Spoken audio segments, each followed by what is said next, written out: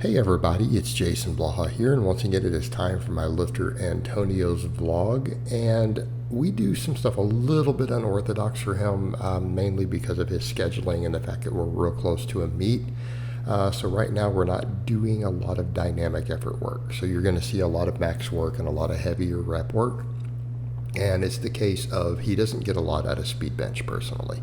So we tend to do now max effort days, and then we do volume days in the 5 to 6 rep range heavy for his primary benching. And then we're doing a lot of double max days for lower, meaning we're mixing classic lifts with close conjugate variations, but we're doing 2 max effort lifts on those lower days. So we're doing both a squat and a deadlift of some type. And I'm keeping him all sumo because he pulls sumo in competition. He's stronger on sumo. His legs are stronger than his back, essentially. Stuff we're working on over time. But for you guys will notice for supplemental work for this max effort day, you'll see that we did a floor press for his training max. Then he did buffalo bar bench press with a pause, and we're doing high rep incline bench with a pause. Now, we tend to rotate to more dumbbell and tricep work on his other day, right? Because we do the heavier benching, and then we do things like dumbbell incline. We'll do a lot of tricep work. We tend to do back work on all of his days. So you'll notice here he's doing his incline work. And then after his incline work, we go over to triceps and lats. We do a lot of tricep lat work, and then I let him do additional shoulder work. So Antonio does a lot of little smaller pump stuff in between right now, just trying to get his upper body thicker, keeping things like his shoulders healthy. We do a lot of rear delt work. He does a lot of band press downs. And something I've chatted with him about, coming up, we may not want all the winning warm-up type stuff. So the reason he does a lot of that is that he's a big fan of mat winning. So he likes to do the winning warm-ups at the start of his workouts very frequently. So you'll see him coming in and doing large amounts of band press downs. He'll even do belt squats, things like that. Sometimes just smaller shoulder exercises just to do that. Again, he enjoys it. It works well with him. It gives him some extra GBP because, again, he's really, really busy, and we don't really get the conditioning in that we would like just due to work schedule, school, everything else. In addition, he just runs out of time. Flat runs out of time. So you guys will notice there we're doing some skull crushers. Then he's doing one-arm dumbbell rows. And again, this is what we do for upper body days. Now, some people would say everything of his seems to be chest supported for the rowing. Why do some of your lifters do that and some don't? In Antonio's case, we have access to a lot of the equipment we want. I oftentimes have him do really heavy good mornings, so we don't have room for standing rows.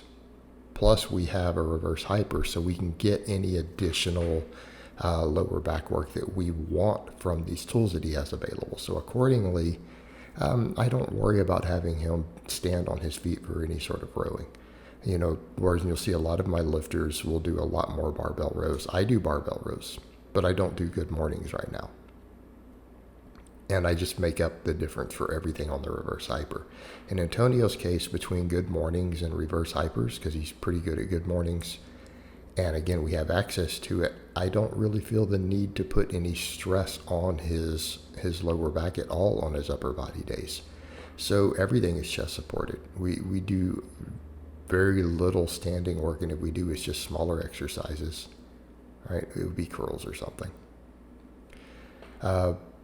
Again, here, max effort lower, you're seeing him do a pretty deep safety bar squat with, I believe, around 425. We would like to get close to 500 on his back squat at this coming meet. Here he's doing a sumo pull. We don't go all out on these. His max effort pulls in the gym tend to be considerably lower than he sometimes gets in competition. We've gone into meets and hit like 30, 40 pound PRs before for him on the deadlift. All right, supplemental work, belt squats. We're big on belt squats. We're big on good mornings when we can squeeze them in and he can get them on camera. But belt squats and reverse hypers are a big part of his training. Any coincidence that I do the same things and I own these machines myself? Absolutely not. It's not a coincidence. He has access to them. we're going to use them. I would say for most lifters out there, if you could give me access to a belt squat, a glute ham raise, and a reverse hyper, most of your lower body training is covered.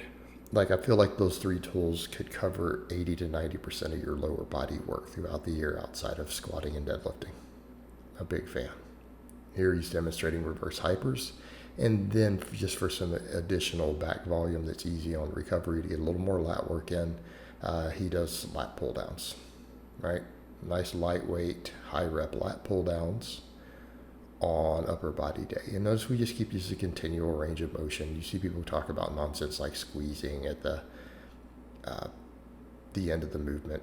It's a complete waste of time. There's no science or biomechanics why that would give you any benefit other than to just make it harder. I'm not a fan of that. I like to see people just do it continually. I would rather them focus on that range of motion. You can get a stretch at the top. Okay? I don't care about the squeezing. In fact, I think it's counterproductive. Just my opinion. All right. RE day, we do sets of 5 to 6. Okay, we do sets of 5 to 6 reps on benching for him. Try to keep everything paused. I want him to get more explosive off the chest. We do this in place of speed days right now for him. Again, just lets us get some extra hypertrophy, a little bit of decent mechanical tension on the chest because we're down under 8 reps. Okay. Now that can make them slightly more tricep dominant, but that's okay. Afterwards, he does dumbbell work. We do incline dumbbells. Again, I'd like to see a nice good stretch on these. Ideally, no half reps, no partial reps. Biggest mistake people make on incline dumbbells. They do them as half reps, and then they still wonder why they don't have a massive chest. It's the same guys who don't know how to bench. They still have no chest. All right? You need to do these through a long range of motion. That's the whole point. That is the reason. One of the reasons we incline is the deeper stretch potential. It's the real reason you use dumbbells. Hopefully people understand that's the primary benefit of dumbbells. It's the additional range of motion. Because, your chest doesn't stop the bar. You'll get people who will then say stuff like, well, it's already a deep stretch when I use the bar. Well, then maybe you need to ask yourself why you're using dumbbells then. All right, here we do some JM presses afterwards. Again, getting him a little bit of extra heavy tricep work in. Make sure his triceps don't get weaker. And then we rotate into a final max effort day. And he did a box squat and then he did a sumo deadlift against bands on this max effort lower. Then we did the same sort of supplemental work we always do, the reverse hypers, belt squats, all that good stuff. So here those are. So I hope it has been informative, and I will talk to you guys next time.